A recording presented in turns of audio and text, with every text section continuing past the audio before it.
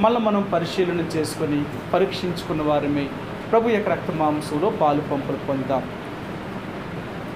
మత్తయి సువార్త 26వ అధ్యాయము. మత్తయి సువార్త 26వ అధ్యాయము 19వ వచనం నుంచి 24వ వచనం వరకు మార్చి ఉత్తర ప్రకృతి రీతిగా చదువుదామండి. మత్తయి సువార్త 26వ అధ్యాయము 19వ వచనం నుంచి 24వ వచనం వరకు మార్చి ఉత్తర ప్రకృతి రీతిగా చదువుదాం. యేసు తమకు ఆజ్ఞాపించిన ప్రకారము శిష్యులు చేసి పస్కాను సిద్ధపరిచిరి.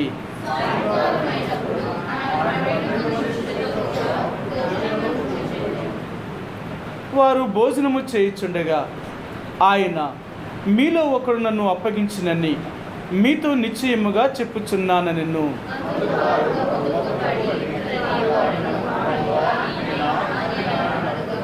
ఆయన, నాతో కూడా పాత్రలో చెయ్యి ముంచువాడెవడో వాడే నన్ను అప్పగించువాడు.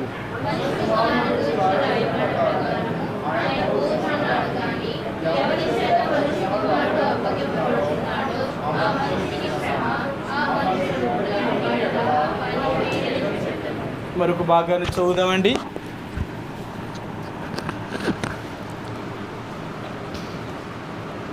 యోహాను సువార్త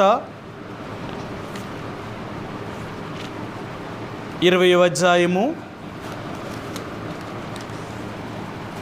15వ వచనాన్ని మనందరము కలిసి చదువుదామండి. యోహాను సువార్త 20వ అధ్యాయము 15వ వచనాన్ని మనందరము కలిసి ఒక్క మాటలాగా చదువుదాం. యేసు, అమ్మా, ఎందుకు ఏడ్చుచున్నావు? ఎవరిని వెతుకుచున్నావు అని ఆమెను అడుగగా, ఆమె ఆయన తోటమాలి అనుకొని, అయ్యా, నీవు ఆయనను మోసుకొని పోయిన ఎడల ఆయనను ఎక్కడ ఉంచుతావో నాతో చెప్పుము, నేను ఆయనను ఎత్తుకొని పోదునని చెప్పెను.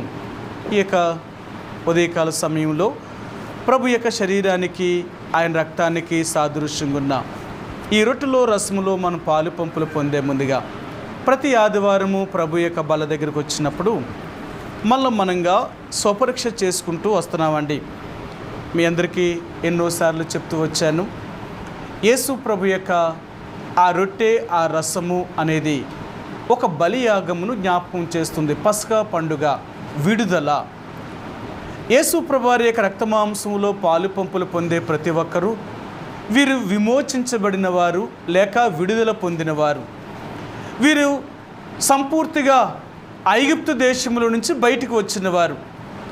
ఈ పస్కాను బలి అర్పించిన తర్వాత ఇశ్రాయేలీలు ఆ రాత్రే వారు ఐగుప్తు దేశముల నుంచి బయలుదేరి బయటకు వచ్చారు. వారు పస్కాను సిద్ధపరిచే విషయాన్ని కూడా మీకు ఎన్నోసార్లు జ్ఞాపకం చేశాను.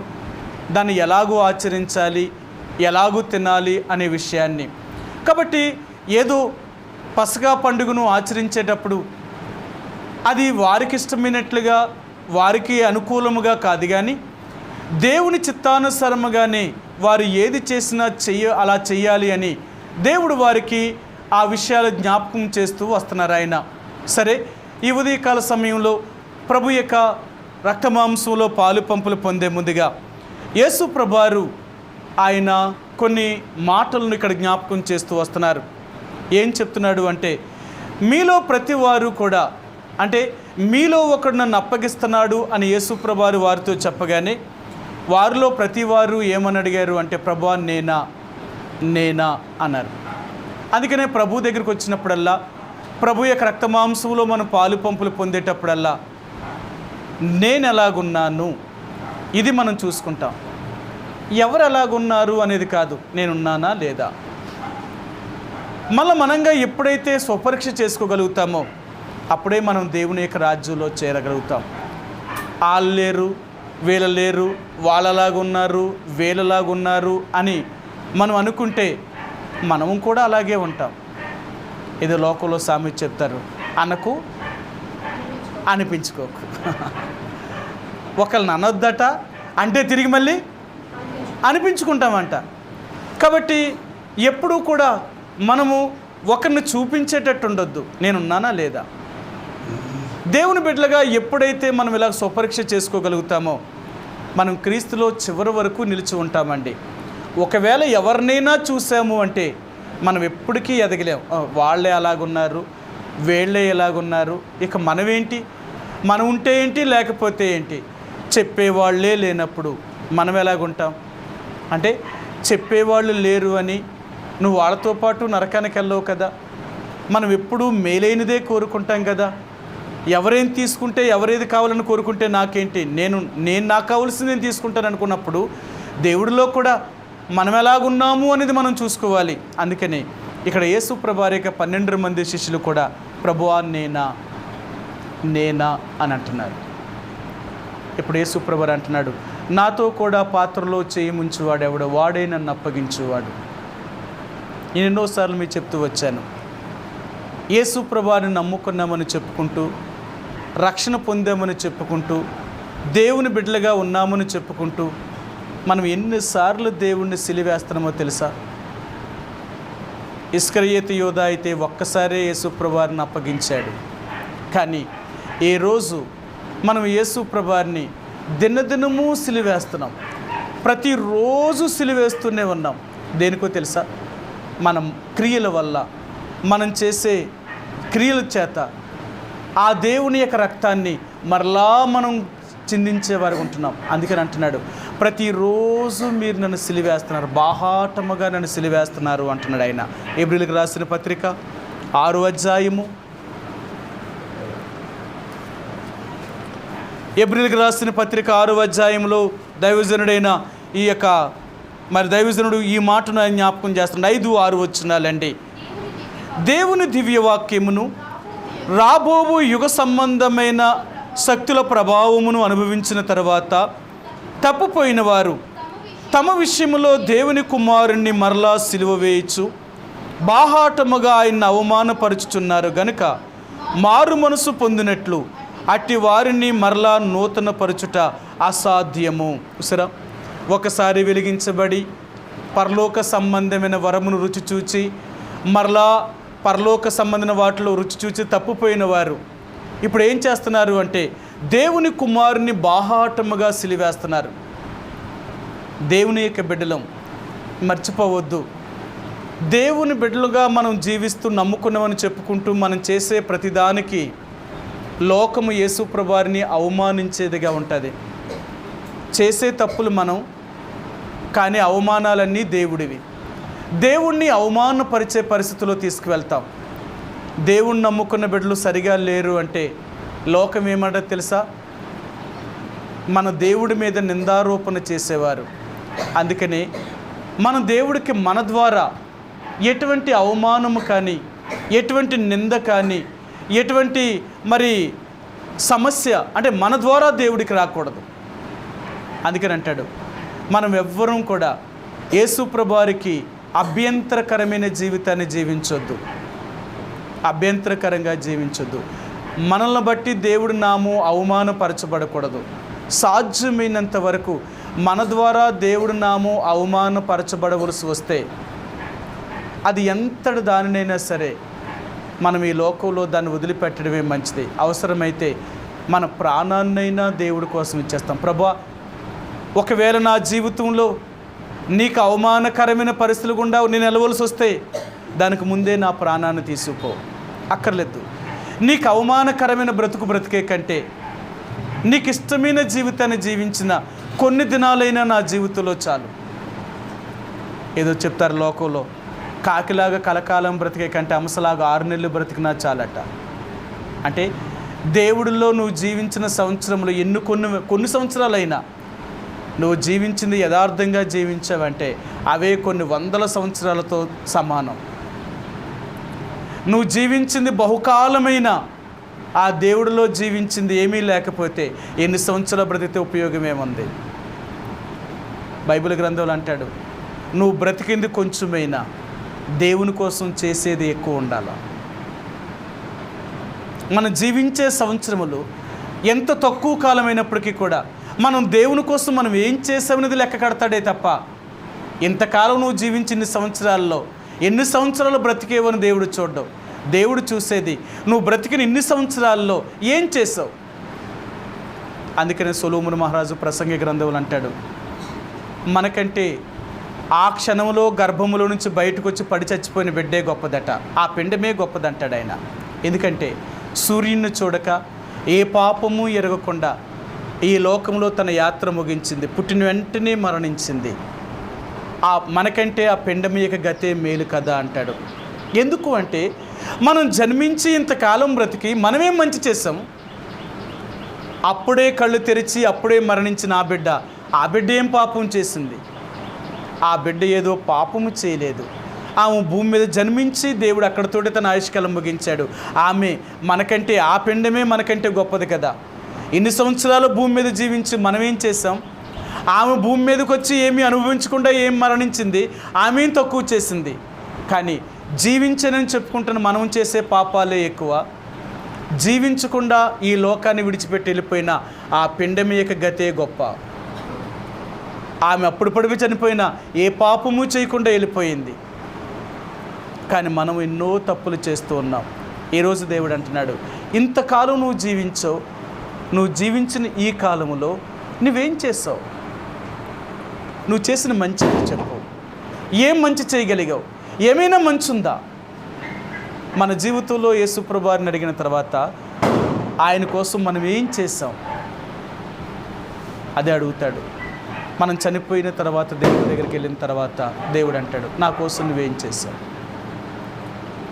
ఒకవేళ నువ్వు నా కోసం ఏమైనా చేసుంటే చెప్పు, నాకు తెలుసు కదా, నువ్వు చేసినవన్నీ నాకు తెలుసు. ఒకరోజు మనం చనిపోయిన తర్వాత మనం చేసిన వాటన్నిటినీ దేవుడు మన కళ్ళెదుటే ఉంచుతాడు. ఆయన మర్చిపోకు, మనం చేసినవన్నీ చూపిస్తాడట ఆయన ఒకరోజు. సరే, మీకు ఆ మాట చూపిస్తాను. దావీదు కీర్తన 50వ అధ్యాయము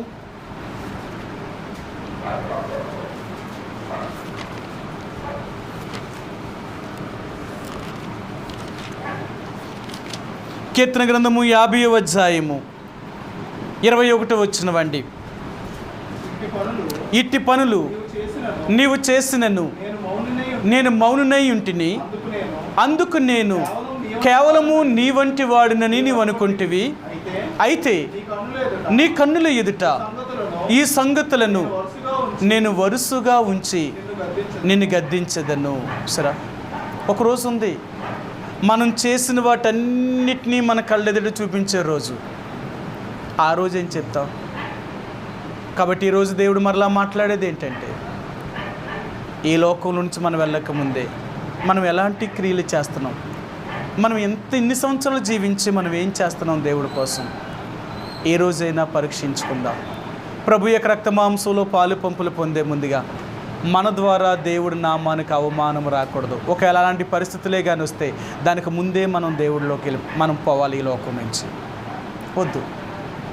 దేవునికి అయిష్టమైన జీవితాన్ని జీవించి మనం చచ్చి నరకానికి పోయే కంటే దేవునికి ఇష్టమైన జీవితాన్ని జీవించిన కొద్ది కాలమైనా మనం ప్రభు యొక్క రాజ్యములోకి వెళ్ళడమే మంచిది. అందుకనే ఈ భూమి మీద అనేక మంది పాపము చేయడానికి ఒప్పుకోకుండా తన ప్రాణాలని త్యాగం చేశారు. దేవుడి కోసం చావడమైనా చచ్చారేమో, కానీ వాళ్ళు తమ శరీరాలను కాపాడుకోవడానికి ఎట్టి పరిస్థితుల్లో వారు చేయలేదు.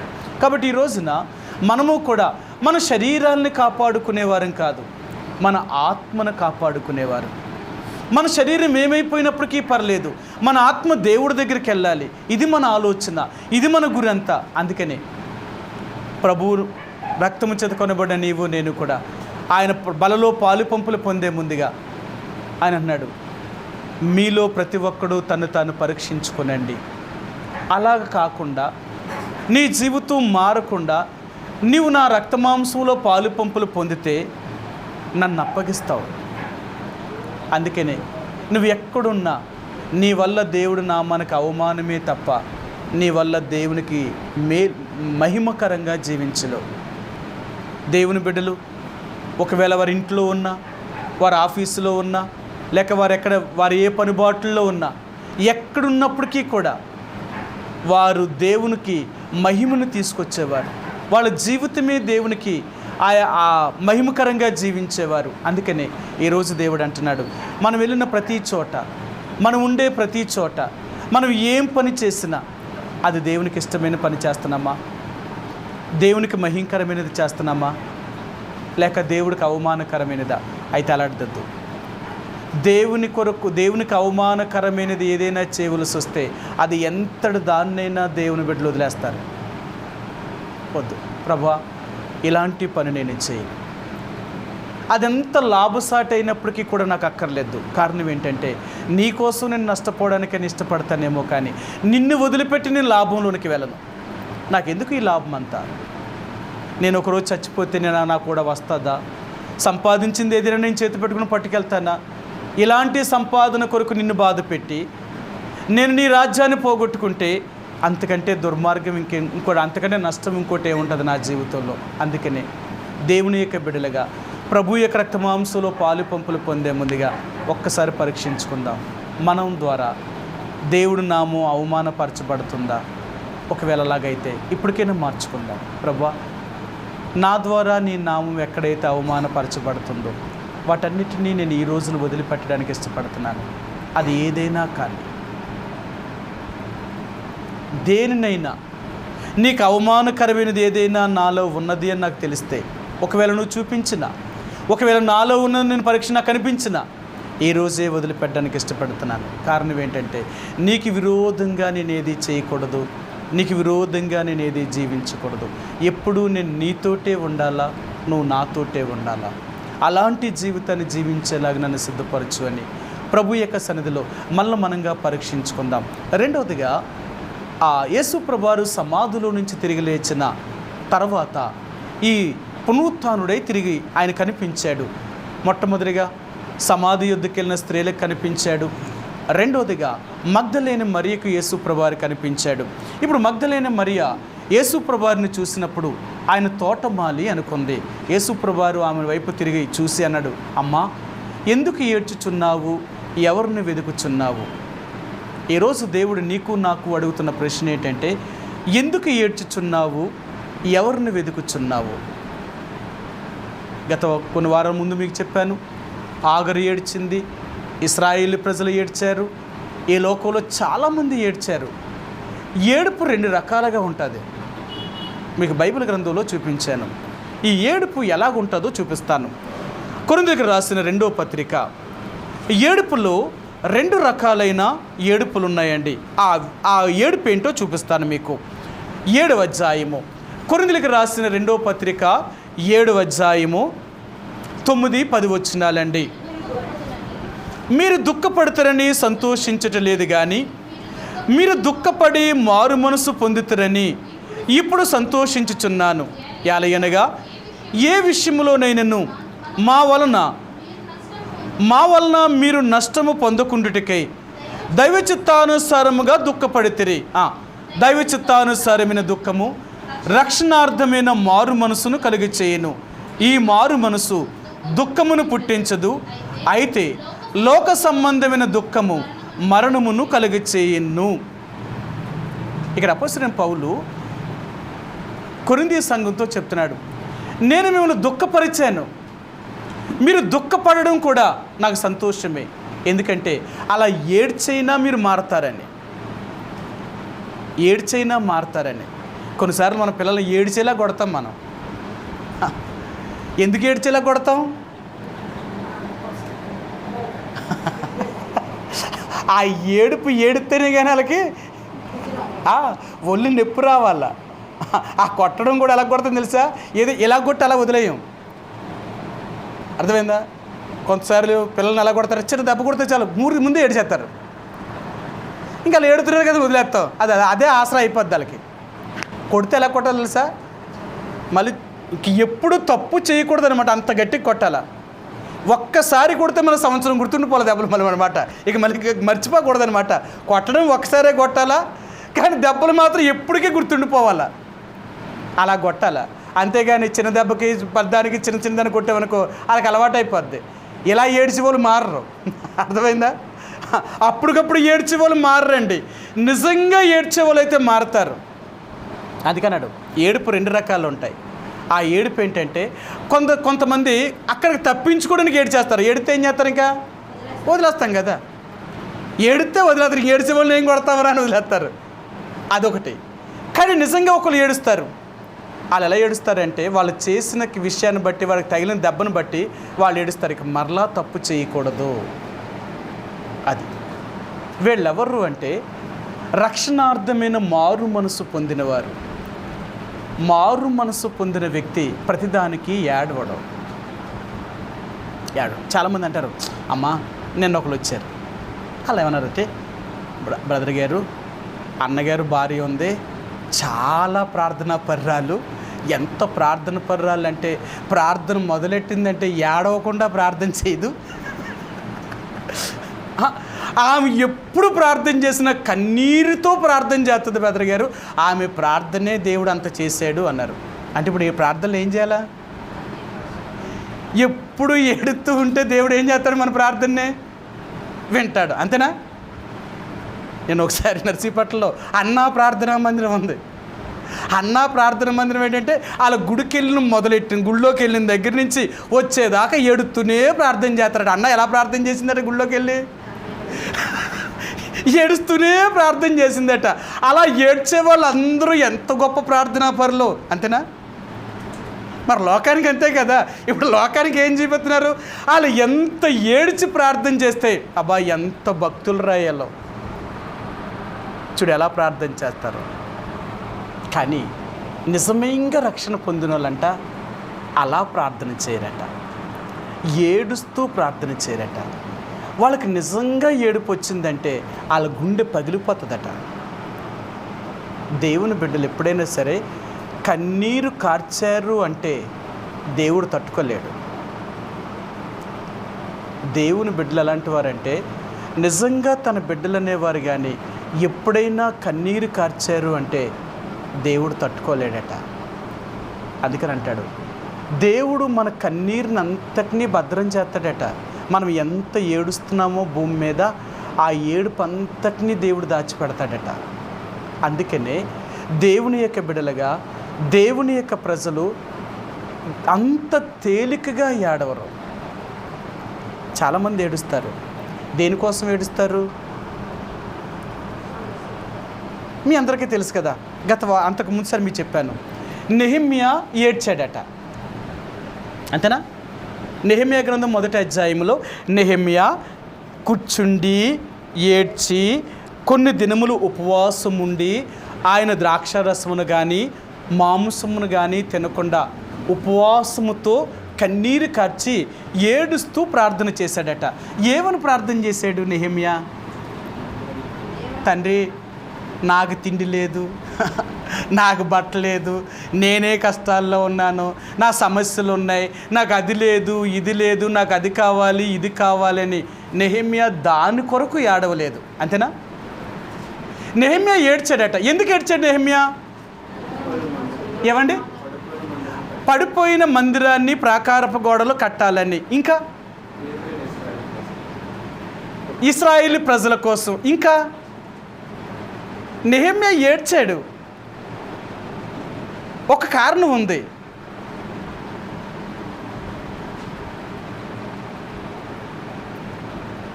నెహెమ్యా అమ్మా కొంచెం నాకు కనపడలేదు, సరిగా అర్థం కాలేదు నాకు. ఈ ఇశ్రాయేలు ప్రజలు విడిపించడం కోసం కాదు, ఇంకా మీరు చెప్పినవి కరెక్ట్, అందులో ఉన్నాయి. కానీ ఇంకొకటి ఉంది, అసలైంది ఉంది. నెహెమ్యా ఎందుకు ఏడుస్తున్నాడు? అసలు కారణం కావాలా? సరే మీరు ఎంత అలా చూస్తుంటేనే సరే సరే మీకు చూపిస్తాను. నెహెమ్యా గ్రంథము ఎందుకు నెహెమ్యా ఇంత కన్నీరు కార్చి ఏడుస్తున్నాడు అంటే ఇక్కడ ఒక మాట చెప్తున్నాడండి. ఒక మాట చెప్తున్నాడు. నెహెమ్యా గ్రంథము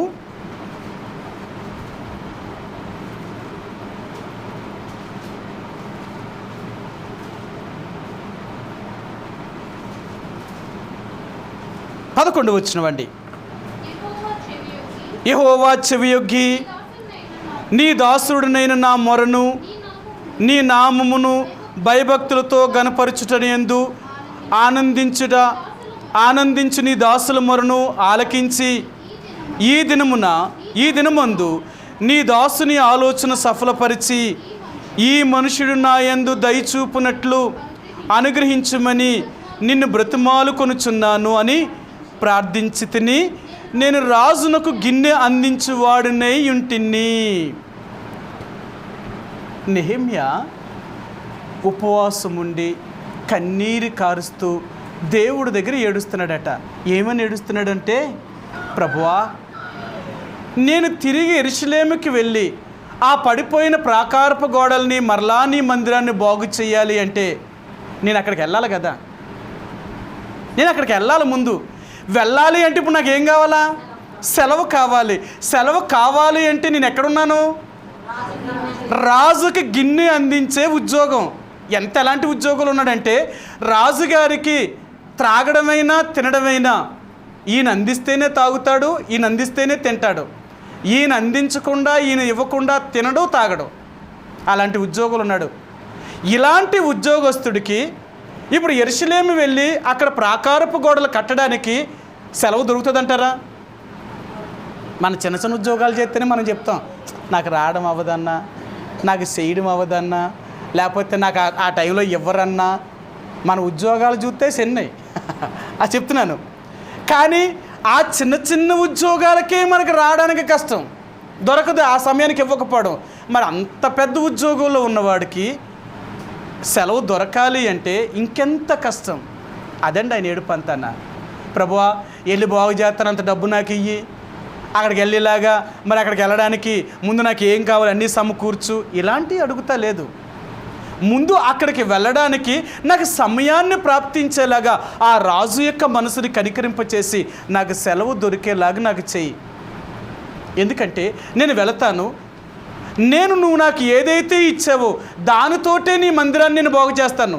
ఎవరిని నేను అడగను, నువ్వు నాకు ఇప్పటికి ఇచ్చిందే బోల్డ్ ఉంది, దానితో ఇల్లు నేను కడతాను. కాబట్టి నాకు సెలవు దొరికేలాగా సహాయం చేయండి అని నెహెమ్యా ఏడుస్తున్నాడు. ఆయన తెలుసు, నేను కానీ రాజు దగ్గరికి వెళ్ళి, రాజా నాకు కొన్ని దినాలు సెలవు కావాలి అని అడిగితే రాజు నాకు సెలవు ఇవ్వడు. ఆయన తెలుసు, ఎందుకంటే అతడు చేసే ఉద్యోగం ఏంటో ఆయన తెలుసు. కాబట్టి ఇతను సెలవు దొరకదని ఆయనకు తెలుసు. కాబట్టి కొన్ని దినాలు పాపం ఆయన ఎన్నో కష్టాలతో ఏడుస్తూ దేవుని ప్రార్థన చేశాడు. దేవుడు అతని ప్రార్థన విన్నాడు. ఒకరోజు రాజు గిన్నె అందించడానికి వెళ్తే రాజు రాణి నెహెమ్యాను చూసి అడిగారు, నెహెమ్యా, నీ ముఖంలో ఏదో కొంత బలహీనత కనపడుతుంది, విచారము కనపడుతుంది అని అడిగారు వారు. 2వ అధ్యాయము 2వ వచనం.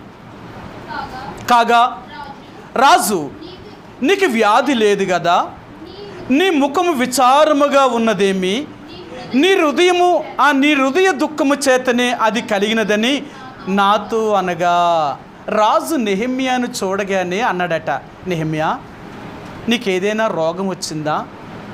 ఎందుకు నీ ముఖం విచారం అయిపోయింది? లేదా ఒకవేళ నీ హృదయంలో ఏదైనా వేదన, దేనికోసమైనా ఏడుస్తున్నావా? అది నాతో చెప్పు.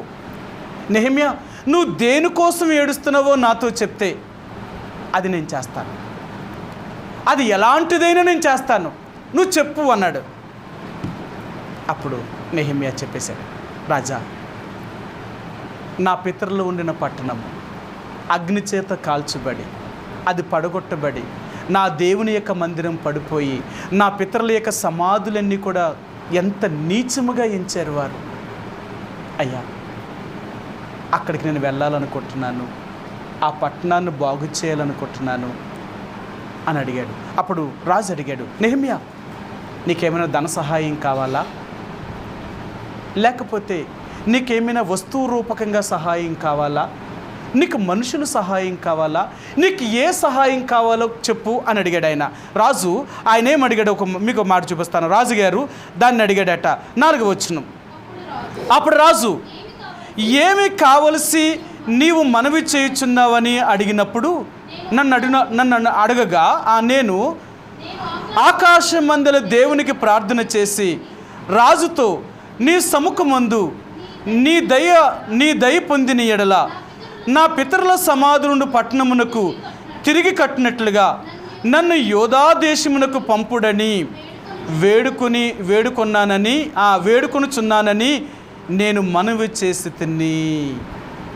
ఆయన అడుగుతున్నాడు, అయ్యా నా పితరులు ఉండే పట్టణము పాడైపోయింది కాబట్టి దాన్ని కట్టడానికి బాగు చేయడం కొరకు అక్కడికి నేను వెళ్ళాలి కాబట్టి నాకు సెలవు ఇప్పించండి. ఇది ఆయన మొట్టమొదటిగా ఎందుకు కొన్ని రోజులు ఉపవాసం ఉండి కన్నీరు కార్చి ఏడుస్తూ దేవుణ్ణి అడుగుతున్నాడంటే, నేను ఇక్కడి నుంచి యెరూషలేము వెళ్ళాలి, ముందు ఇక్కడి నుండి అక్కడికి వెళితేనే కానీ అక్కడ పనిని ప్రారంభించలేను, వెళ్ళడానికి నాకు సెలవు కావాలి కదా, వెళ్ళడానికి సెలవు కావాలా, ఆ సెలవు కోసం ఏడుతున్నాడు ఈయన. అది కూడా ఎవరి పని? ఆయన పని కాదు, అది దేవుడి పని. సరే, మాకు ప్రతి సేవకుల కొరకు ప్రతి నెల పెట్టేవారు అన్నమాట. దైవజనుడు మార్టిన్ గారు ఉన్నప్పుడు 2 రోజులు సేవకుల కొడుకు పెట్టేవారు. సేవకుల కూడిక 10-11 డేట్లలో జరిగితే 11వ తేదీ మరలా చెప్పేవారు, వచ్చే నెల దైవ సేవకుల కూడికలు పలానా చోట జరుగుతాయి, పలానా తేదీలు అని చెప్పేవారు. ఆ 2 తేదీల్లో ఈ 5 జిల్లాల్లో ఉన్న దేవుని సేవకులైన వారు అందరూ తప్పక వెళ్ళవలసిందే. ఒకవేళ ఎవరైనా రాలేదు అని ఆయన కానీ ప్రతి అటెండెన్స్ వేస్తారనమాట. సేవకులందరికీ అక్కడ వచ్చిన ఒక దైవజనుడు ఎవరెవరు వచ్చారు అని అటెండెన్స్ ఇచ్చేవారు. ఎవరైనా రాకపోతే ఆయనకి చెప్పేవారు, అన్న ఈసారి సేవకుల కొడుకు పలానా ఆయన రాలేదు, ఆయన ఎందుకు రాలేదు? సరే ఫోన్ చేసేవారు, ఎందుకు రాలేదు? బాగోలేదా? మరి ఎందుకు రాలేదు? కారణం చెప్పాలా? అక్కడ కారణాలు, నాకు ఒంట్లో బాగోలేదు, లేకపోతే నేను ఏదో మీటింగ్ పెట్టాను, లేకపోతే నాకు అక్కడ డబ్బులు లేవు, ఇలాంటి కారణాలు అసలు లెక్క చేసేవాడే కాదు. నీ దగ్గర డబ్బు రాలేనంత డబ్బులు లేకపోయినప్పుడు నువ్వు సేవకుడు ఏంటి? నీకు 4 రోజులు టైం పెట్టాం, పలానా టైం నుంచి పలానా దాకా నువ్వు సేవకులు కూడా, ఈ 4 రోజుల్లో నీకు దేవుడు రావడానికి ఛార్జీకి కూడా డబ్బులు ఇవ్వలేదా? ఇక నువ్వేం సేవకుడు రా, ఇంకెక్కడి నుంచి నువ్వు సేవకులు కొడుకే రావద్దు, ఆగిపో. లేదు, నువ్వేదైనా అర్జెంటుగా ఏదైనా మీటింగ్ పెట్టవలసి వచ్చిందా? ఎందుకు పెట్టావు? నీకు ముందే చెప్పాం కదా, 4 రోజుల ముందే చెప్పాం పలానా తేదీల్లో సేవకులు కూడుకులు ఉన్నాయి అని. ఆ సమయంలో నువ్వు ఎందుకు మీటింగ్ పెట్టావు? అది క్యాన్సిల్ చేయాలని నీకు తెలీదా? అంటే దీనికంటే అది ముఖ్యమా? ముందు నువ్వు సిద్ధపడకుండా ఇంకొకరిని ఎలా సిద్ధపరుస్తావు? నీకే లేదు ఈ గ్రహింపు అని మళ్ళీ దానికి ఒప్పుకునేవారు కాదు. మరి ఇంకేంటి? ఎందుకు రాలేదు కారణం చెప్పాలా? రాలేదు అంటే అంత తేలిగ్గా వదిలిపెట్టేసేవారు కాదు. నువ్వు రాకపోవడానికి కారణం చెప్పు, ఆ కారణం చెప్తేనే మరలా నువ్వు వచ్చే సేవకులు కొడుకు ఇక్కడికి వస్తావు, లేకపోతే మాతో నీకు ఎటువంటి సంబంధం లేదు, వెళ్ళిపోవంతే బయటికి. ఇంకైతే 2 మాటలు చెప్పేవాడంతే. అంత ఖచ్చితంగా ఉండేది. ఎందుకు అలా చెప్పేవాడంటే, నువ్వు రావడానికి నీకు ఎందుకు వీలు కుదరలేదు నీకు అది చెప్పాలి ముందు. ఇప్పుడు నెహెమ్యాకు తెలుసు, దేవుని యొక్క మందిరాన్ని నిర్మాణం చేయాలి అంటే అక్కడికి వెళ్ళడానికి సమయం కావాలి అంటే ముందు దేవుడి దగ్గర ప్రార్థన చేయాలి. ప్రభా, నేను అక్కడికి వెళ్ళాలి అంటే దానికి తగిన సహాయం నువ్వు తెచ్చేయి. అందుకనే మీటింగ్లు పెట్టే ముందు చెప్తాం, వచ్చే వారంలో పలానా కూడుకులు ఉన్నాయి అని చెప్తాం. ఎందుకు ముందు చెప్తాం? ఆ రోజే ఫోన్ చేసి, సిస్టర్ గారు ఈరోజు సాయంకాలం మీటింగ్ ఉందంటే రాలేరా? వచ్చేస్తారు. కానీ వారం రోజుల ముందు ఎందుకు చెప్తున్నాం మళ్ళీ మీకు? ఈ వారం రోజులు ప్రభా పలానా చోట పలానా దగ్గర మీటింగ్ అంట, అక్కడికి నేను వెళ్ళేలాగా నువ్వు నాకు సహాయం చేయి. ఆ రోజు నాకు ఏ పని రాకుండా, నాకు ఎటువంటి ఆటంకము లేకుండా నేను అక్కడికి వెళ్ళేలాగా అన్ని రీతిలుగా, ఇదిగో నేను ఈ పనిలో ఉన్నాను, లేకపోతే ఈ ఉద్యోగంలో ఉన్నావు, నాకు సెలవు దొరికేలాగా సహాయం చేతండ్రి అని ముందు నువ్వు దేవుణ్ణి అడుక్కోవడానికి ఈ టైము.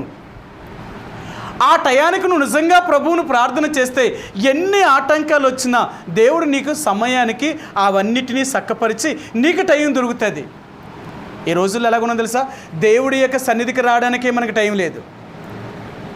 ఎందుకు లేదు? ఎందుకు ఆదివారం మందిరానికి రాలేదు అంటే ఏం చెప్తాం మనం? మా ఇంటికి బంధువులు వచ్చారు, లేకపోతే మా చుట్టాలు వచ్చారు, లేదా నేను ఇంకో ఊరు వెళ్ళాలా, లేదా ఇంకొకడ ఏదో చెయ్యాలా, అర్జెంటుగా నా మీద ఇంకో పని ఏదో పడింది, కానీ అందుకే నేను రాలేకపోయినా. ఇదే నీ రీజను. ఒక రక్షించబడిన దేవుని బిడ్డవి, నీ రీజన్ ఏంటంటే ఇలాంటి వాటి చేత నీ ప్రాణం పోయినా దేవుడి యొక్క మందిరాన్ని వదలకూడదు. అందుకనే ప్రభువా మరలా వచ్చే ఆదివారం నీ మందిరానికి నేను వెళ్ళాలి అంటే ఆ రోజు నాకు ఏ ఆటంకము లేకుండా, నాకు ఏ సమస్య లేకుండా నేను నీ మందిరానికి వచ్చేలాగా నాకు సహాయం చేయండి అని ఈ వారం రోజులు మనం ప్రార్థన చేసుకోవాలా. లేకపోతే నువ్వు అంత తేలిగ్గా దేవుడి మందిరానికి రాలేవు. నువ్వు దేవుని యొక్క మందిరానికి రావాలి అనుకుంటే శత్రువు ఎన్నో ఆటంకాలని ఎన్నో పరిస్థితులు తీసుకొస్తుంది. ఇవన్నిటినీ అధిగమించాలి అంటే నువ్వేం చేయాలా? ప్రార్థన. అందుకంటాడు మీరు శోధనలో ప్రవేశించుకున్నట్లు మెలకువగా ఉండి ప్రార్థన చేయాలా. అది ప్రార్థన. ప్రభువా నేను పలానా రోజు దైవ సేవకుల కూడికి పలానా అక్కడికి వెళ్ళాలి, నేను ఆ రోజున నాకు ఏ ఆటంకము రాకుండా, నాకు ఏ సమస్య లేకుండా ఆ రోజు నేను అక్కడికి వెళ్ళేలాగా నాకు కావలసిన ద్రవ్యాన్ని దయచేయి. ఆ రోజున ఏ ఆటంకం లేకుండా నాకు సహాయం చేయి. నేను దైవజనుల దగ్గర క్షేమంగా చేరడానికి అన్ని రీతిలుగా నాకు మార్గాన్ని సరళం చేయనని ఈ దైవ సేవకుడు నెల రోజులు ప్రార్థన చేయాలా. మార్టిన్ గారు చెప్పేవారు, ఈ నెల రోజులు నువ్వేమైనా ప్రార్థన చేసావు. ఒకరోజు అరకులోయలో దేవుని సేవకులు కూడికి పెట్టారు. సేవకులు కూడికి పెడితే వెళ్ళిపోయాం. 80 మంది సేవకులు అందరూ ఉన్నాం. మళ్ళీ అందరినీ రానిచ్చేవారు కాదు, సేవకులు మాత్రమే. అందులో బాగా నమ్మకమైన వారు ఎవరైనా పెద్దలు ఉంటేనే వాళ్ళు మాత్రం రానిచ్చేవారు. అంతకంటే ఇంకెవరు అసలు రావడానికే భయపడిపోయేవారు. అలాంటి పరిస్థితులు అన్నమాట. ఆ సమయంలో మేము అక్కడికి వెళ్ళిన తర్వాత పాటలు పాడాం. ఆయన వాక్యం చెప్పవలసి వచ్చినప్పుడు ఆయన వాక్యం ఏమీ చెప్పలేదు. అప్పుడు ఆయన చెప్పాడు, మీరు దైవ సేవకులు కూడికి వచ్చినప్పుడు ప్రభా నేను దైవ సేవకుల కూడికి వెళ్తున్నాను, ఆ దైవజనుడు నాతో మాట్లాడేలాగా అతన్ని అభిషేకించు అని మీరు ఎంతమంది నెల రోజులు ప్రార్థన చేశారు? చేతులు ఎత్తమన్నాడు ఆయన. కొంతమంది ఎత్తారు, కొంతమంది ఎత్తలేదు. సరే అప్పుడు చెప్పాడు, నేను దేవుణ్ణి నెల రోజులు ప్రార్థన చేశాను ప్రభా, పలానా రోజు సేవకులు కూడిగా పలానా తేదీల్లో వారికి నేను ఏం చెప్పాలి అని నెల రోజులు నేను ప్రభువుని అడిగాను. ప్రభువుని అడిగితే ప్రభువు నాకేం చెప్పాడో తెలుసా? ఏమీ చెప్పలేదు, నాకు ఏమీ చెప్పలేదు. ఇప్పుడు దేవుడు నాకు చెప్పలేదు కాబట్టి నేను మీకేం వర్తమానం చెప్తాను? నేను మీకు చెప్పను. కాబట్టి ప్రార్థనే చేయండి. ప్రభువా మమ్మల్ని క్షమించు, ఈరోజు నీ దాసునితో నువ్వు మాట్లాడకపోవడం వల్ల, ఈరోజు మీ దైవజనుడు మీరేదైతే మాతో మాట్లాడాలనుకున్నారో ఆ మాట మాతో మాట్లాడలేదు, నేనెంత నష్టపోయాను, నేనెంత పోగొట్టుకున్నాను అని మీరు దేవుడి దగ్గర బాధను వ్యక్తం చేయండి దేవుడికి. ఒకవేళ దేవుడి చిత్తమైతే మీరు ఎలాగో ప్రార్థన చేస్తే, ఒకవేళ మళ్ళీ సాయంకాలం మీటింగ్కి దేవుడు ఏదైనా వర్తమానం ఇస్తే అది నేను తీసుకొస్తాను, లేకపోతే నేను చెప్పలేను అని చెప్పాడు ఆయన. ఆ రోజు మేము అందరం కూడా ఉదయం 10 గంటలకు ప్రారంభించాం. 2:30 అయ్యిందన్నమాట. ఇంకా చాలామంది మిగిలిపోయారు సేవకులు. అందరూ ఏడ్చి ప్రభా నిజమే, ఈరోజు నీ దాసుడు మాతో మాట్లాడలేదు అంటే దానికి కారణము నేనేమని ప్రార్థన చేశాను? ప్రభా నీ దాసుని అభిషేకించి నువ్వు వాడుకో, నాతో మాట్లాడు అని నేను ప్రార్థన చేయాలి కదా. నేనే దాన్ని ప్రార్థన చేయలేనప్పుడు ఎలా మాట్లాడతావు? నేనే ఒక బుద్ధిహీనుడిని, నన్ను క్షమించు. ఆయనకు వాక్యం చెప్పడం రాదంటారా? అప్పటికే ఆయన బైబిల్ని తిరగేసేసేవాడు. ఆ రోజుల్లోనే మార్టిన్ ఒక గొప్ప ప్రసంగికుడు ఆయన ఏ మాట పట్టుకున్న గంటల సేపు చెప్పగలడు ఆయన. అప్పటికే ఎన్నో సంఘాల్లో ఆయన మీటింగ్ జరిపించిన ప్రతిరోజు రోజుకు 3-4 మీటింగ్లు జరిపిస్తాడు ఆయన. అలాంటి దైవజనుడికి వాక్యం చెప్పడం కష్టమా? పోనీ ఆయనతో మాట్లాడలేదు అనుకోండి, ఆయన కింద ఉన్న దైవ సేవకులు ఇంకా పెద్దోళ్ళు ఉన్నారు, బ్రదరు ఈరోజు ఇగో పలానా అంబ్రూస్ గారు, లేకపోతే సరే మరినందం గారు, లేకపోతే పలానా వాళ్ళు ఇంకా ఉన్నారు పెద్దోళ్ళు, ఈ రోజు నువ్వు వర్తమానం చెప్పు అంటే వాళ్ళు ఎవరైనా చెప్తారు వాళ్ళు. కానీ లేదు, ముందు మీరు దేవుడి దగ్గర సిద్ధపడడానికి మీరు దేవుడిని అడుగుతున్నారా? ఇది ఒక్కసారి ఆలోచించు. ఈరోజు నువ్వు నేను దేవుని యొక్క సన్నిధిలో మనం దేని కొరకు దేవుడిని అడుగుతున్నాం? దేని కొరకు మన ప్రార్థన బాగా ఎప్పుడు ఏడుస్తాం తెలుసా? ఎప్పుడు మన ప్రార్థనలో ఎక్కువసేపు చేస్తాం తెలుసా? మన ఇంట్లో ఏదైనా సమస్య రాని, మన ఒంట్లో సమస్య రాని, దేవుడు గుడి కానీ దేవుని ప్రార్థన కానీ వదలం మనం. అది నా బాధ కదా, నేను పడుతున్నాను కదా. నా శరీరంలో వ్యాధి ఉన్నప్పుడు, లేకపోతే నా కుటుంబంలో సమస్య ఉన్నప్పుడు మనం ఎంత దేవుణ్ణి ప్రార్థన చేస్తాం. అవన్నీ గుర్తొస్తూ ఉంటే ఎప్పుడు ఏడుస్తూనే ఉంటాం. ప్రభువా నా సమస్యలు ఎలాగ ఉన్నాయి, నా కష్టాలు ఎలాగ ఉన్నాయని ఎంత ఏడుస్తూ ప్రార్థన చేస్తామో. ఎందుకు? నీ బాధలు పడుతున్నావు కాబట్టి. అయితే నిజంగా దేవుడి కోసం ఏడ్చావా? ఎప్పుడైనా నీ ఆత్మీయ జీవితం కోసం ఏడ్చావా? ఈరోజు మన ఆత్మీయ జీవితం ఏ స్థాయిలో ఉందో తెలుసా? ఎంత గొడ్డుబారిపోయాం, ఎంత కఠినాత్ములం అయిపోయాం. ఆత్మ విషయంలో మనం ఎలాగుంటున్నాం? అందుకే దేవుడు అంటున్నాడు, మీ ఆత్మలో సిద్ధపరచుకునే ఆశయం మీకు లేదు. నేను చనిపోతే పరలోక రాజ్యం వెళ్ళాలి, ఆ రాజ్యము కొరకు సిద్ధపడాలనే ఆలోచనే మీకు లేదు. ఎప్పుడూ భూమి మీద ఉన్న దాని గురించి, ఏం తినాలా, ఏం కట్టుకోవాలా, ఏం సంపాదించాలా, నాకేం దాచుకోవాలా, ఎప్పుడు ఇది ఆలోచన. ఇవి కానీ ఏదైనా తక్కువై అంటే ఎంత ఏడుస్తామో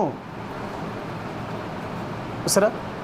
మన తినడానికి తిండి కానీ, కట్టుకోవడానికి బట్ట కానీ, ఉండడానికి ఇల్లు కానీ, లేకపోతే సరైన వసతులు కానీ మనకి లేవనుకోండి, ఎంత ఏడుస్తామో. రోజు మనం అనుభవిస్తున్నాం కాబట్టి, ప్రభువా నాకు ఇది లేకుండా చేసావా, ప్రభువా నాకు ఇది లేదు, నాకు అది లేదు, నాకు ఈ తండ్రిని ఏడుస్తున్నావు. కానీ ఆత్మీయ జీవితంలో ఎంతో ఏ స్థాయిలో ఉన్నావు?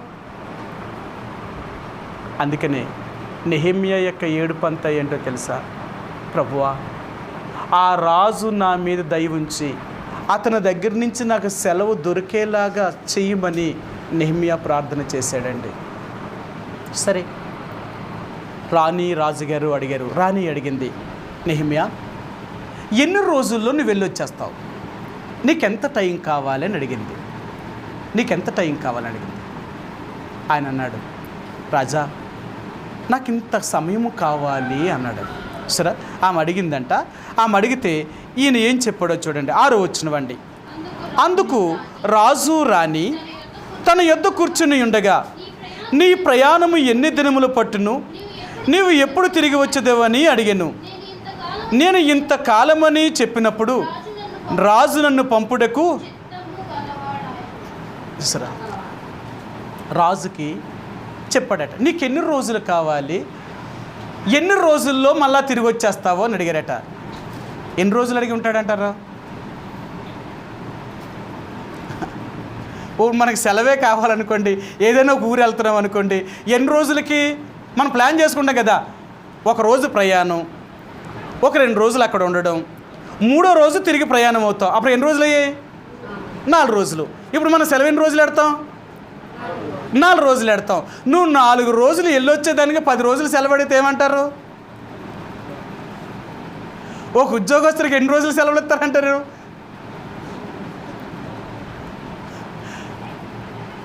ఒక ఉద్యోగస్తుడికి ఎన్ని రోజులు సెలవులు ఇస్తారు? పర్సనల్ సెలవులు ఉంటాయి, ఉండవా? సంవత్సరానికి ప్రభుత్వం ఇచ్చేది 12 సెలవులు ఎన్ని ఎత్తుందట.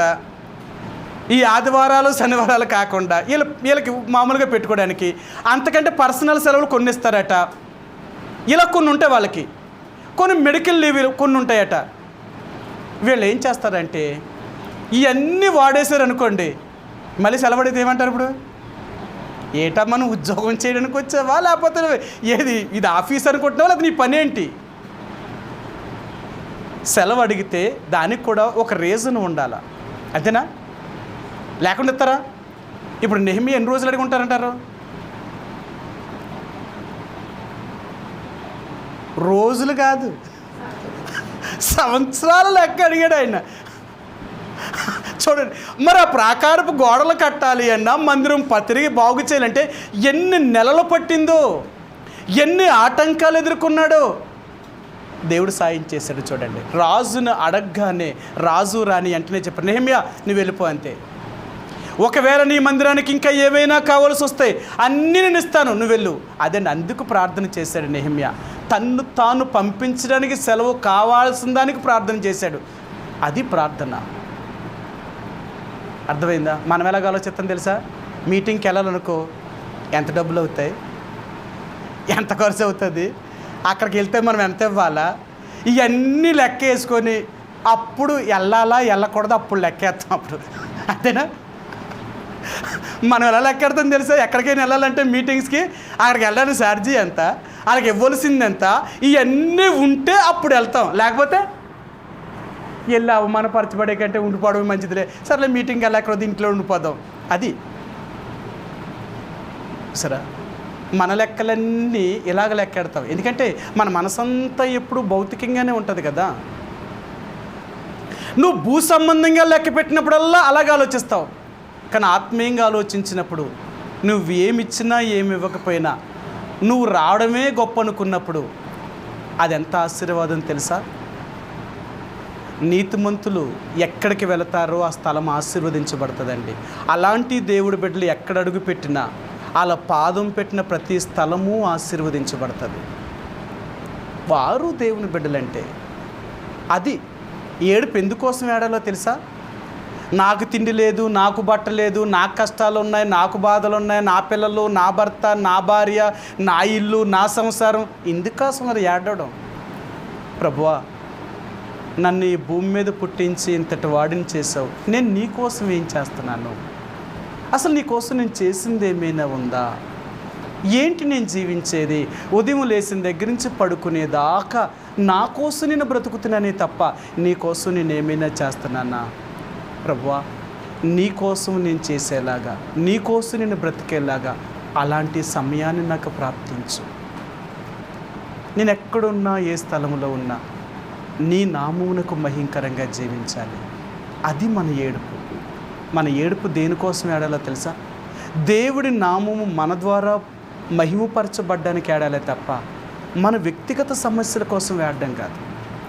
అర్థమైందా? నువ్వెప్పుడైతే దేవుని కోసం దుఃఖపడడం, దేవుని కోసం జీవించడానికి ఆలోచిస్తావో ఆ రోజు నుంచే దేవుడు నీ సమస్యలన్నీ తీర్చగలుగుతాడు. బైబిల్ గ్రంథంలో అంటాడు ఆయన ఏమంటాడు అంటే, నా కోసం మీరు చింతించగలిగితే నేను మీకోసం చింతిస్తాను అంటున్నాడు ఆయన. సరే, మీకు ఆ మాట చూపిస్తాను. ఫిలిప్పీలకు రాసిన పత్రిక 2వ అధ్యాయము 21వ వచనమండి. ఫిలిప్పీలకు రాసిన పత్రిక 2వ అధ్యాయము 21వ వచనం. అందరూ తమ సొంత కార్యములనే చూచుకొనుచున్నారు కానీ యేసుక్రీస్తు కార్యములను చూడరు. చూసారా? ఇప్పుడు అందరూ ఏం చేస్తున్నారంటే తమ సొంత కార్యాలు చేసుకుంటున్నారు. దేవుడి కార్యాన్ని ఏం చేస్తున్నాం మనం? అదే దేవుడు అడుగుతున్నాడు, నా కోసం నువ్వేం చేస్తున్నావు? అసలు నా కోసం చెయ్యాలనేది ఆ సమయము కానీ, ఆ ద్రవ్యము కానీ, ఆ పరిస్థితులు కానీ నాకు కలిగించు తండ్రి అని ఎప్పుడైనా నువ్వు దేవుని ప్రార్థన చేస్తున్నావా? మార్టిన్ గారు ఒక సాక్ష్యం చెప్పారు. ఆయన చిన్నప్పుడే తన తండ్రి గారు చనిపోయారన్నమాట. ఆ రోజుల్లో అంటే 1910-15 సంవత్సరాలు అన్నమాట. ఆ రోజుల్లో బతకడమే చాలా కష్టమైన రోజులు అన్నమాట. అప్పుడు మార్టిన్ గారికి ఆయన తమ్ముడు, ఆయనకి మళ్ళీ 2 చెల్లెళ్ళు ఉండేవారన్నమాట. ఈయనే ఇంటికి పెద్ద. రెండవదిగా ఆయన తండ్రి గారేమో మరణించారు. ఇలాంటి పరిస్థితుల్లో ఆ తల్లికి ఆ బిడ్డల్ని ఎలా పెంచాలో అర్థం కాలేదు. నేను ఎలా పెంచాలి? మెడ్రాసులో బ్రాహ్మణ కుటుంబంలో జన్మించారు. ఇలాంటి పరిస్థితుల్లో ఆ తల్లికి ఏమీ అర్థం కాక ఒక మిషనరీ స్కూల్లో ఆయాగా చేరిందంట. అప్పుడు బ్రిటిష్ వాళ్ళు మిషనరీలు కాబట్టి ఇలాంటి అనాథులైన వాళ్ళందరికీ ఎవరైనా కష్టం చెప్పుకుంటే వాళ్ళు ఏం చేశారంటే, వాళ్ళు చెప్పిందంట ఆమె, అయ్యా నా భర్త చూస్తే చనిపోయాడు, నాకు 4 పిల్లలు, నేను బ్రతకడమే ఇప్పుడు చాలా కష్టంలో, నానేవాడు నా బంధువులు ఎంతోమంది ఉన్నారు, ఎవరు ఇప్పుడు నన్ను చూసే పరిస్థితిలో లేరు. అయ్యా మీ స్కూల్లో ఏదైనా ఒక పని ఇస్తే నేను ఆ పని చేస్తాను అని చెప్పిందంట. అప్పుడు వాళ్ళు చెప్పారంట, అమ్మా నువ్వేమో పెద్ద చదువుకోలేదు అంటున్నావు, మరి ఈ స్కూల్లో నీకేం పని ఉంటుంది? ఓ పని చెయ్యి, నువ్వు రోజు ఈ హాలు, ఈ గదులు, బయట వరండా తుడు, హాయాగా ఇవన్నీ నువ్వు తుడిస్తే క్లీన్ చెయ్యి, నీకు నెలకు 5 రూపాయలు జీతం ఇస్తాము అని చెప్పారట. నెలకు 5 రూపాయల జీతం అంట. సరే, ఆ బిడ్డలను పోషించుకోవడం కోసం ఆమె ప్రార్థన చేసి ఆ ఉద్యోగంలో జాయిన్ అయ్యిందంట. అలాగ కష్టపడుతూ ఆమె సంపాదించిన దాంట్లో వాళ్ళ కుటుంబాన్ని నడిపించుకుంటూ వచ్చిన దాంతో రోజుకు ఒక మనిషికి భోజనం పెట్టేవారట. మార్టిన్ గారు ఆయన ఏం చెప్పాడు తెలుసా? ఈరోజు మా కుటుంబము ఇంత ఆశీర్వదించబడ్డానికి గల కారణం ఏంటి అంటే మా తల్లి యొక్క సమర్పణ. ఆయన అదే చెప్పారు. నా తల్లికున్నంత మనసు ఆ రోజుల్లో నేను చాలామందిని చూశాను కానీ ఎవరికీ లేదు. ఈరోజు మేము ఇలా దీవించబడ్డాము అంటే నా తల్లే దానికి కారణము అని చెప్పాడు. ఏం చెప్పారు అంటే ఆయన ప్రతిరోజు ఒక వ్యక్తికి భోజనం పెట్టేవారట. బేదలైన వారు, తినడానికి తిండి లేని వారికి ఆ తల్లి రోజు ప్రార్థన చేసేదట, ప్రభువా ఈరోజు నిజంగా ఆకలిగొని ఎవరుంటారో వాళ్ళని నాకు చూపించు, వాళ్ళకి నేను భోజనం పెడతాను. ప్రతిరోజు అడిగేదట, ఒక్కరినే నాకున్నంతట్లోనే నేను పెడతాను, రోజుకు ఒకరికి నేను భోజనం పెడతానని దేవుడి దగ్గర తీర్మానం చేసుకుందట. రోజు ప్రార్థన చేసుకునేదట. నిజంగా ఆమెకు దేవుడు కూడా ఎలాంటి వాళ్ళని చూపించేవాళ్ళంటే నిజంగా లేని వాళ్ళనే చూపించేవాడట.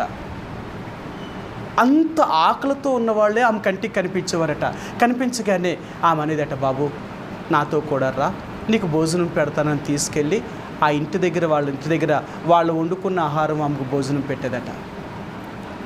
ఆమె ఉన్నంత కాలము కూడా వీళ్ళ పెద్దవాళ్ళు అయ్యేదాకా వాళ్ళ తల్లితో ఉన్నంత కాలం కూడా ఆ తల్లి అలాగే చేసేదట. అంతేకాదు ఆమె వచ్చే తక్కువ జీతంలోనే ఖచ్చితంగా దేవుడికి దశమ భాగం తీసేదట అని చెప్పాడు.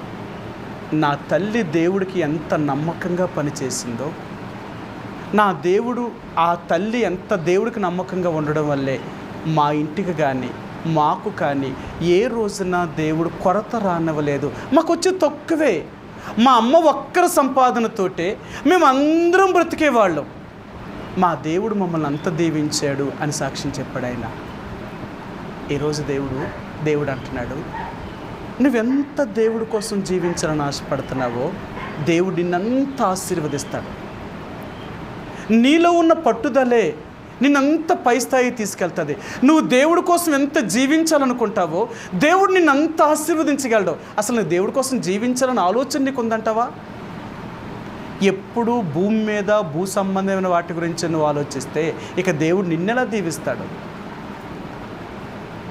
అందుకని అంటాడు, మనం చచ్చేదాకా మనకాయ కష్టంతో బ్రతకాలే తప్ప దేవుని యొక్క ఆశీర్వాదం నీకేమీ ఉండదు. నువ్వు దేవుడి కోసం జీవించాలి అనుకుంటే నువ్వు కష్టపడేది కొంచెమైనా నీ సంపాదన ఎక్కువ అవుతూ ఉంటుంది. అందుకే బైబిల్ ఒక మాట అంటాడు, నీ బుడ్డిలో నూనెయు నీ తొట్టులో పిండియు తక్కువ కాదట. ఆ ఉన్నది కొంచెమైనా అది ఎప్పుడూ తక్కువ కాదట. అది ఎప్పుడూ అభివృద్ధిలోనికి వెళ్తానే ఉంటుందట. కారణం ఏంటో తెలుసా? నీ మనసు. దేవుడు నువ్వు ఇంత దేవుడి కోసం జీవించాలి అనుకుంటే నీ ఇంటికి ఎందుకు కొరత రానిస్తాడండి? నీ ఇంటికి ఎందుకు లేమి రానిస్తాడు ఆయన? నీకు కానీ నీ కుటుంబానికి కానీ నీ పిల్లలకు కానీ ఎప్పుడూ లేదనే మాట చెప్పనివాడు ఆయన. మీ అందరికీ తెలుసు కదా, నీతిమంతులు అనేవారు ఎప్పుడు భిక్షమెత్తుకునేవారు కాదు. నీతిమంతుల సంతానం భిక్షమెత్తుడు కానీ అడుగుకున్నటి నేను చూచి ఉండలేదు అంటాడు దావీదు. ఆయన ఏమంటాడు తెలుసా? నేను చిన్నవాడిన ఇంటిని ఇప్పుడు ముసలివాడినయ్యాను, కానీ అప్పటి నుంచి ఇప్పుడు దాకా దేవుని బిడ్డలనేవారు ఎప్పుడూ భిక్షమెత్తుకోలేదు, ఎప్పుడూ అడుక్కోలేదట ఆయన చూసినంత వరకు. మరి ఈరోజు మనం ఎలాగున్నాం? ఒకరికి మనం సహాయం చేసేలాగున్నామా? ఒకరి దగ్గర నుంచి మనం సహాయం పొందేవారిగా ఉన్నామా? ఇప్పుడు మన స్థాయి ఏంటి? ఎందుకు ఎలాగున్నామో తెలుసా? ఆత్మీయమైన గ్రహింపు లేక, నువ్వు ఆత్మీయంగా దేవుడి కోసం జీవించాలని ఆలోచన నీకు లేకపోవడం వల్ల దేవుని యొక్క ఆశీర్వాదం అంటే ఏంటో చూస్తలేదు. అది నీ ఏడుపంతా దేనికోసం ఏడాలో తెలుసా? భౌతికమైన వాటి గురించి కాదు, ఆత్మీయమైన వాటి కొరకు. ప్రభువా, నేను నీలో జీవించాలి, నీ కొరకు బ్రతకాలి, నీకు సాక్షిగా జీవించాలి, నీకెప్పుడు నేను అవమానం తీసుకురాకున్నట్లుగా నీకు ఇష్టమైన జీవితాన్ని జీవించేలాగా నన్ను సిద్ధపరచు. నేను బలహీనుణ్ణి, నాకున్న పరిస్థితులు ఇవన్నిటి నుంచి నన్ను విడిపించి నీలో ఆత్మీయంగా ఎదిగేలాగా నన్ను సిద్ధపరచు అని ఏ రోజైనా దేవుడి దగ్గర ఏడ్చావా? నీ ఆత్మీయ జీవితం కొరకు. అది మన ఏడుపంతా మన పిల్లలు బాగోలేనప్పుడు, నా భర్త బాగోలేనప్పుడు, నా భార్య బాగోలేనప్పుడు, నా ఇంట్లో సమస్యలు వచ్చినప్పుడు, నీకు ఇబ్బందులు కలిగినప్పుడు అప్పుడు ఏడుస్తావు. ఎందుకంటే రోజు నీ బాధను చూస్తున్నావు కదా, ఎంత ఏడుస్తావో. దేవుడు అంటాడు, నీ సొంత కార్యాల కోసమైతే ఇలా ఏడుస్తావా? నా కార్యం దగ్గరికి వచ్చినప్పుడేమో నువ్వు పట్టించుకోవా? మరి నా కార్యాన్ని నువ్వు పట్టించుకోలేనప్పుడు మరి నిన్నెలా పట్టించుకుంటాను నేను? అందుకని అంటాడు, నన్ను బలపరచు అని అందే నేను సమస్తం నువ్వు చేయగలను. ముందు నన్ను బలపరచు. నా కోసం జీవించాలని ఆలోచన నీకు రానే, నా కోసం నువ్వు ఎప్పుడైతే బ్రతకాలని ఆలోచన నీకు వస్తుందో నిన్నెప్పటికీ వదిలిపెట్టను నేను, నిన్నెప్పటికీ వదిలిపెట్టను నేను. ఎందుకో తెలుసా? నా కోసం నువ్వు అంతలా జీవించాలనుకున్నప్పుడు మరి నేనెందుకు నిన్ను అలా వదిలిపెడతాను నేను? చూడండి, యేసు ప్రభువారిని యథార్థముగా అంగీకరించిన వారిని ఎవ్వరినీ దేవుడు వదలలేదు. మీరు బైబిల్లో కానీ లోకంలో నిన్న చూడండి, దేవుని కోసం యథార్థంగా జీవించాను అనుకునే వారిని దేవుడు వారిని ఎంత పైకి తీసుకెళ్ళాడో తెలుసా? ఎవరినీ వదలలేదు. అదే దేవుడు అంటున్నాడు, నిన్నెందుకు నేను వదులుతాను? నీ ఏడుపంతా నా కోసం ఏడుస్తలేదు, నీ ఏడుపంతా నీ కోసం ఏడుస్తున్నావు. అందుకనే ఈ దుఃఖము నీకు మరణాన్ని తీసుకొస్తుంది. శరీర సంబంధమైన దుఃఖమట మరణాన్ని తీసుకొస్తుందట. ఆత్మ సంబంధమైన దుఃఖమేమో మారు మనసును పుట్టిస్తుందట. సరే, మనం ఏడ్చాము అంటే ఇక మరలా తిరిగి అలాంటి పాప పరిస్థితుల్లోకి వెళ్ళడానికి ఇష్టపడం, తప్పు చేయడానికి ఇష్టపడం. అందుకనే మన ఏడుపు ఆత్మీయంగా ఉండాలే తప్ప భౌతికమైన ఏడుపు కాదు. అది లేదని ఇది లేదని, అది కావాలని ఇది కావాలని అలా ఏడుస్తున్నారు. ఈరోజు లోకంలో యేసు ప్రభువారిని నమ్ముకున్న వాళ్ళందరూ ఎందుకు ఏడుతున్నారు తెలుసా? దానికోసం ఏడుస్తున్నారు. ప్రభువా మాకు ఇది లేదు, మాకు అది లేదు, మా పరిస్థితులు ఎలాగ ఉన్నాయి, మేము ఈ స్థితిలో ఉన్నాం, మాకు అది తండ్రి ఇది తండ్రి అన్నీ అడుగుతున్నారు. అందుకు ఏడుస్తారు వాళ్ళు. అవి కావాల్సిన వాటి కోసం ఏడుస్తారు, అంతే తప్ప ఆత్మీయమైన వాటి కొరకు ఏడవరు. మనం ఏడ్చేది భౌతికమైన వాటి కొరకు కాదు, ఆత్మీయమైన వాటి కొరకు ఏడవాలి. అర్థమైందా? నిజంగా దేవుని బిడ్డలు ప్రతి చిన్నదానికి ఏడవరండి. అసలు ఎప్పుడో కానీ ఏడుపు రాదు. ఆ ఏడుపు వచ్చిందా దాన్ని ఎవ్వరూ ఆపలేరు. ఆ హృదయం పగిలిపోతుంది అన్నమాట. కాబట్టి నువ్వు దేవుడితో గడిపే సమయంలో ఆ ఏడుపు, ఆ వేదన దేవుడు నీకు చూపించే పరిస్థితులు చూపించినప్పుడు, ప్రభువా నేను ఈ స్థితిలో ఉన్నానా, నేను ఇంత దుస్థితిలో ఉన్నానని మన హృదయం పగిలిపోతుంది అన్నమాట. కాబట్టి దేవుని బిడ్డలారా, మన ఏడుపు అంతా దేనికోసం ఏడవాలి అంటే లోక సంబంధమైన ఏం తినాలి, ఏం త్రాగాలి, ఏం సంపాదించాలని కాదు, కానీ నేను దేవుడి కోసం ఏం చేశాను, నేను దేవుడి కోసం ఎలా జీవిస్తున్నాను, ఆయనకి నేను ఒక సాక్షిగా ఉన్నానా, నా బ్రతుకేంటి, ఇన్ని సంవత్సరాలుగా దేవుడు నమ్ముకొని ఏంటి నేను దేవుని కొరకు చేసింది. అందుకనే మనం పరీక్షించుకుందాం. ఆ ప్రభు యొక్క బలలో పాలు పంపులు పొందే ముందుగా మనం ఆత్మను రక్షించుకునే వారమే తప్ప శరీరాన్ని కాపాడుకునేవారం కాదు. శరీరం ఏమైపోయినా పర్లేదు, ఈ రోజైనా పాడైపోద్ది, రేపైనా పాడైపోద్ది. ఇది ఏదో ఒక రోజు దీన్ని విడిచిపెట్టవలసిన వారమే. అందుకని అంటాడు, మన శరీరమును రక్షించుకొనక మన ఆత్మను రక్షించుకునేవారు. కాబట్టి ఆత్మ కొరకు మనం జీవించడానికి ప్రయత్నించేద్దాం. ఆత్మ సంగతమైన సంగతులు తలంచుకోవడానికి ప్రయత్నిద్దాం. ఆ దేవుడి కోసం మనం ఏం చేసామని పరీక్షించుకొని మన జీవితాన్ని ప్రభువులో మలుచుకోవడానికి ప్రయత్నించేద్దాం. ఆ రీతిగా ప్రభు యొక్క రక్తమాంసంలో పాలు పంపులు పొందే ముందుగా కొద్ది సమయం మనంగా పరీక్షించుకుందాం. మనం పరీక్షించుకున్న తర్వాత ప్రభు యొక్క రక్తమాంసంలో పాలు పంపులు పొందుదామండి. ఆ రీతిగా కొద్ది క్షణాలు